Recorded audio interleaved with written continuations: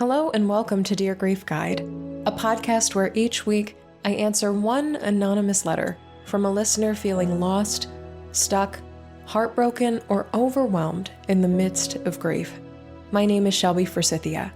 I'm a grief coach and author, and I'm here to help you create a life you love from the life loss forced you to live. Let's get to today's letter. Dear Grief Guide, my story is riddled with taboo and infidelity. Basically, my affair partner died. But it's not that simple. While our relationship was built out of secrets, over our 4 years together we went from an emotional relationship to a physical relationship to best friends. We realized that we could never be a couple, but we were still connected. We were soulmates, just not in this lifetime. He died suddenly after a long battle with addiction and depression, one that I watched and tried so hard to save him from. The grief is consuming, yet sometimes feels like it shouldn't even belong to me. I'm struggling with how to move on and properly grieve my secret life. Signed, Faux Widow. Hi there, Faux Widow. My heart hurts for you. This may come as a surprise to some listeners, but I have been a secret affair partner before, sometimes with my knowledge, and sometimes I had no idea that that was who I was to someone. So I know some semblance of the kind of pain that you are in. There is so much wrapped up in the secrecy and intimacy between two people when their love is not allowed to be shared openly for whatever reason. Societal, judgmental, LGBTQ secrecy, for example. So many reasons. I can imagine that what you're going through not only feels extraordinarily isolating, but also feels at times like you shouldn't be allowed to have feelings at all. After all, I imagine either a voice in your head or society, friends, family, anybody in your life might be telling you, you should have never been with this guy at all, right? So what worth or value do your feelings have if you were never meant to be a part of his life in the first place? That is the mean voice. That is the critical, scolding finger sometimes that can live in the very center of our brains. And on top of that, who on earth are you going to share these feelings with besides me, your local neighborhood grief podcaster?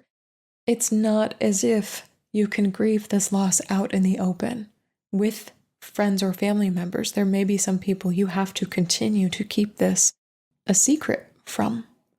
This is a unique form of partner loss, and the fact that it is a secret grief, heartbreakingly, is very, very, very heavy. And I cannot overstate that. I bet, if I had to guess, that you are exhausted on some deep soul level. From the sounds of your letter, you and your partner were so much to each other. You played such a big role in each other's lives, and you saw bits and pieces and probably sometimes very vibrant pictures of your partner's suffering that I'm sure no one else in his life ever saw. And then you tried to save him from that. I just want to reiterate that that's a lot. It is the stuff that deep soulmate relationships are made of. Suffice it to say, Faux Widow, I am so glad that you wrote to me. Please know that this podcast is a judgment-free zone. I have worked with quite a few clients grieving secret elements of their grief and been a witness to stories that people couldn't share anywhere else for fear of judgment or ridicule or being cast out of a group. First, I hope that beyond writing to me, you will find a community or at least one safe person in your life to process this grief with.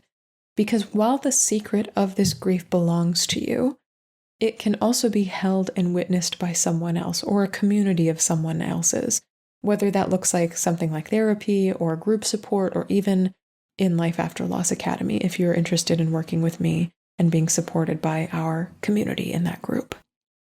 Secondly, if you're into affirmations or self-validations, as I am just now calling them for the first time in this moment, I've never called them that, but sometimes validating ourselves is the best gift we can give to ourselves when we're grieving. Just telling yourself it's okay to grieve him. It's okay to love him. In some ways, his heart belonged to me too. In a society that would tell you that none of those things are okay to say, you can be the first place that says they are. And say it until you believe it. If you live alone or with people who knew about your relationship, you could even write these up and post them up, places where you see them often. Make them your phone wallpaper. Where can you place these things so that you are putting yourself in the way of words that literally validate what is inside of and happening within your heart? And then when you're feeling ready to explore this, I hope that you'll find some way of carrying him forward with you. This could be a totem, like a little mini physical object. If you have pictures of him, maybe framing one or keeping one in a wallet, if people even carry wallets anymore. Lockets are romantic, so is jewelry. Maybe a custom word that you might get tattooed on your body if you're into getting tattoos. You might buy a plant in honor of him and keep it alive if you have a green thumb. You might even have some sort of ritual where you light a candle and say a few words and honor him each day. You might, if you want to make this really big, you could take time off work, even a long weekend, or create your own sort of bereavement leave retreat. You could go somewhere, you could do something to honor the fact, take the trip with him in mind, and honor the fact that he is no longer on earth with you, but you carry him forward in your memory. If at all possible, and I know it's such a privilege to take time to grieve, give yourself the equivalent time to process this loss as if it were the loss of a partner or the loss of a husband. I personally believe, and I know that so many people who are listening will agree with me, that soulmates can come in a lot of forms. Humans, animals, people we're married to, people we befriend, people who save us one time and we never see again, like a guardian angel sort of situation. People we date and then break up with because we needed to teach each other something, but maybe we weren't good together in the long term. People we're mentored by, grandparents who sit by our side or watch over us, and people we have never even met because they have already gone before. Soulmates exist in so many forms, including and beyond the people we tie ourselves to through marriage. Based on your letter, based on your words, I have no doubt, there is no doubt in my mind of the connection that the two of you shared together. But one of the devastating consequences of losing an affair partner we consider to be a soulmate is being relegated to grieving that person in secret.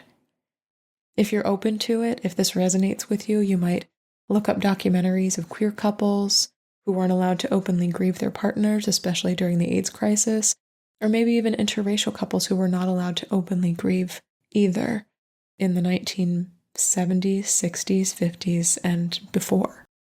You might find some camaraderie in knowing that there are others who have loved, who have also had to keep their love and elements of their grief a secret. What I know for sure for you, faux widow, is that moving forward will require your peacemaking. That's a very key word. However difficult making peace ends up being with the fact that your relationship is and was a secret. Remember that acceptance, in the words of Cheryl Strayed, is not about being okay with what happened. It is about telling the truth of what happened, and sometimes the truth is very sticky and heavy and unchangeable and behind closed doors, closed to the public. I have so much compassion for you. I have so much faith in you, and I hope you'll reach out with another letter or to join Life After Loss Academy or to work together one-on-one as you find your way. Good luck.